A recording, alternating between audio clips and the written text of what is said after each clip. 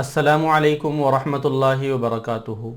Corona virus اور lock down کی وجہ سے ملک بھر میں بلکہ پوری دنیا میں ایک قیامت چھائی ہوئی ہے، اور اس کی وجہ سے بہت سے ممالک کو معیشت کا بڑا جھٹکا بھی لگا ہے، اور اسی عالمی وبا کی وجہ سے مسلمان بھی اپنی عبادات صحیح طور پر انجام نہیں دے سکے۔ رمضان میں تراویح، جمعہ اور عید الفطر کی نماز بھی مساجد اور عیدگاہوں میں صحیح طور پر ادا نہیں کر سکے۔ اب آنے والے دنوں میں قربانی کا بھی مسئلہ ہے۔ ان حالات کے پیش نظر بعض احباب سوال کر رہے ہیں کہ اس سال قربانی کے بجائے کیا اس کی قیمت صدقہ کر سکتے ہیں؟ تو ہم نے یہ ارادہ کیا کہ اس موضوع پر ایک چھوٹی سی ویڈیو بنا کر لوگوں کے اس سوال اور شک اور شبہات کو دور کیا جائے، اور قرآن و حدیث کی روح سے ان کی رہنمائی کی جائے، تاکہ قربانی کے دنوں میں کسی طرح کی پریشانی پیدا نہ ہو۔ ناظرین، اللہ کے پیارے نبی صلی اللہ علیہ وسلم نے ارشاد فرمایا کہ ذی الحجہ کی 10ویں تاریخ یعنی عید الاضحیٰ کے دن آدم کے بیٹے کا کوئی عمل اللہ کو قربانی سے زیادہ محبوب نہیں، اور قربانی کا جانور قیامت کے دن اپنے سینگوں اور بالوں اور کھروں کے ساتھ زندہ ہو کر آئے گا، اور قربانی کا خون زمین پر گرنے سے پہلے اللہ تعالیٰ کی رضا اور مقبولیت کے مقام پہنچ جاتا ہے۔ بس اے خدا کے بندو، دل کی پوری خوشی سے قربانیاں کیا کرو۔ حضرت ابن عباس رضی اللہ عنہما روایت کرتے ہیں کہ رسول اللہ صلی اللہ علیہ وسلم نے ارشاد فرمایا، کسی خرچ کی فضیلت اللہ کے نزدیک بنسبت اس خرچ کے جو بقرعید والے دن قربانی پر کی جائے ہرگز نہیں۔ ناظرین، رسول اللہ صلی اللہ علیہ وسلم مدینہ میں 10 سال مقیم رہے اور آپ ہر سال قربانی کرتے رہے۔ ان احادیث سے معلوم ہوا کہ قربانی کتنی اہم عبادت ہے، اور یہ عبادت اسلام کے عظیم شعائر میں سے ہے۔ اس وجہ سے حنفی مسلک اور جمہور اہل اسلام کے نزدیک قربانی ہر اس مسلمان مرد و عورت پر واجب ہے جو مقیم ہو اور غنی یعنی مالدار ہو، یعنی نصاب کا مالک ہو اگرچہ نصاب نامی نہ ہو۔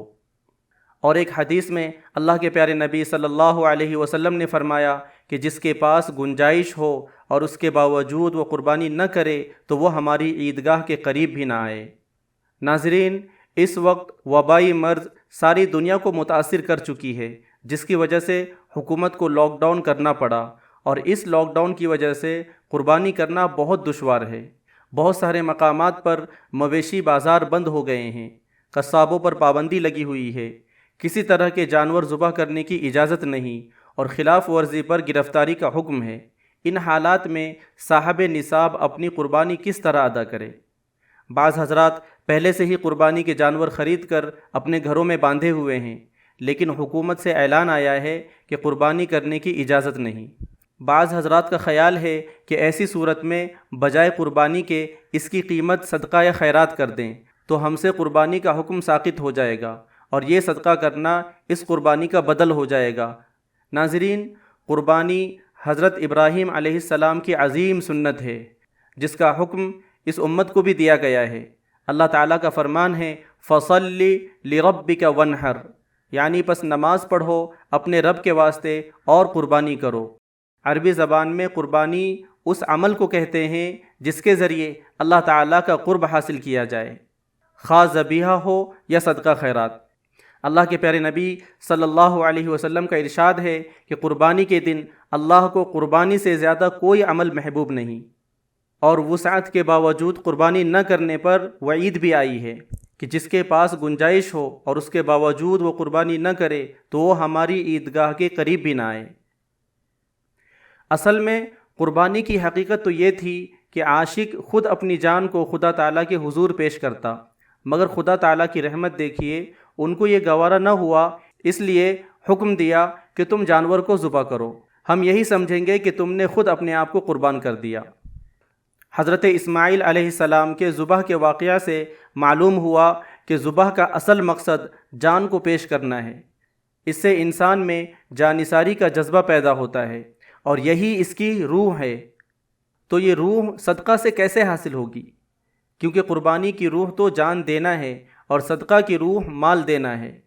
صدقہ کے لیے کوئی دن مقرر نہیں، مگر اس کے لیے ایک خاص دن مقرر کیا گیا ہے، اور اس کا نام بھی یوم النحر اور یوم الاضحیٰ رکھا گیا ہے۔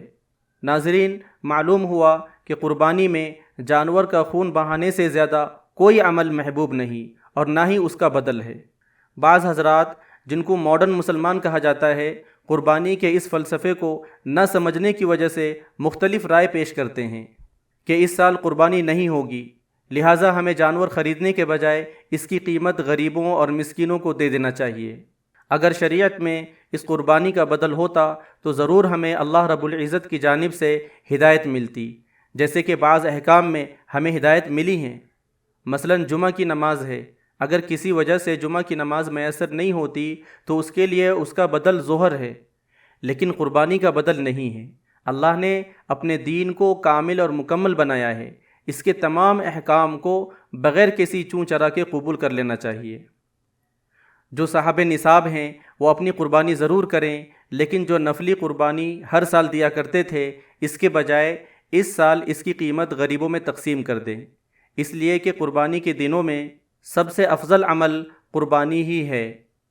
اور جو حضرات ہر سال قیمتی جانور اور فربا جانور خریدتے ہیں، وہ اس سال موجودہ حالت کی رعایت رکھتے ہوئے سستا جانور خرید لیں اور بقیہ رقم غریبوں میں خیرات کر دیں۔ حالانکہ شریعت میں عمدہ جانور ہی پسندیدہ ہے، جیسا کہ روایت میں بھی ہے، حضرت عمر بن خطاب رضی اللہ عنہ نے اپنی ایک عمدہ اونٹنی کو حرم میں قربانی کے لیے بھیجا، جس کی قیمت 300 دینار دی جا رہی تھی۔